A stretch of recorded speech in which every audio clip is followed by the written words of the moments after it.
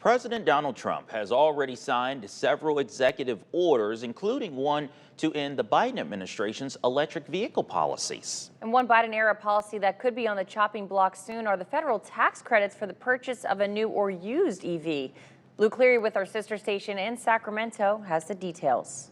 At dealerships around the country, uncertainty around electric vehicle tax credits. Dante Declarado is a manager at Maida Chevrolet in Elk Grove. Right now, we're trying to sell as many EVs as possible while it does last. He says about 25% of the new cars he sells are electric. Customers tell him they're cashing in on the $7,500 federal tax credit for savings on qualifying new models like the Equinox EV. Google Maps on here, you have XM radio. And if people were to have to pay full price, do you think you'd have a lot of customers thinking twice? Definitely, yeah. It's going to be a deciding factor on there. I mean, $7,500 is huge savings. In Washington, President Trump signed an executive order on day one repealing Biden-era rules on electric vehicles. He railed against the EV tax credit during the campaign. Shortly after Trump's victory, Governor Gavin Newsom said California would propose a new state rebate if the federal one goes away. It's become much more political than it should be,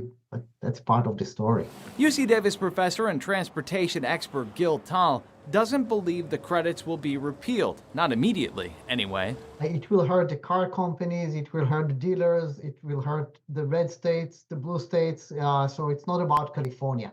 And that's why I think that if it will happen, it will be much more gradually. Declarador says he hopes Trump decides to keep the EV tax credit in place.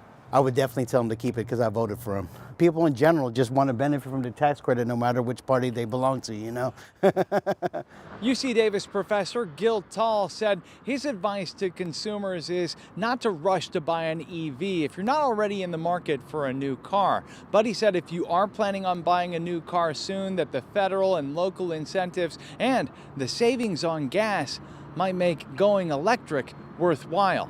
Reporting in Sacramento, Luke Clary, ABC 10.